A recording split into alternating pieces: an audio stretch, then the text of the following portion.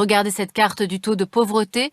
Vous voyez qu'il existe au Maroc de fortes disparités sociales et régionales, tandis que le chômage et l'analphabétisme restent très importants. Alors quelles sont les ressources du Maroc si l'on compte aussi celles du Sahara occidental? La pêche et l'agriculture restent les secteurs clés du pays, l'industrie marocaine reste faible. À noter quand même sa position de leader mondial dans le domaine du phosphate, confortée par l'exploitation des mines sahraouis. Et puis bien sûr, il y a le tourisme, grande force économique du pays, du moins avant la crise de la Covid-19. Avec des destinations comme Agadir ou Marrakech, le Maroc est le leader du tourisme en Afrique. Ainsi, en 2019, ce sont 13 millions de personnes qui ont visité le pays, dont 2 millions de Français. Conclusion, on l'aura compris, ce Maroc des rois reste stable, c'est vrai, mais à quel prix? Inégalité, absence de démocratie et atteinte aux droits de l'homme.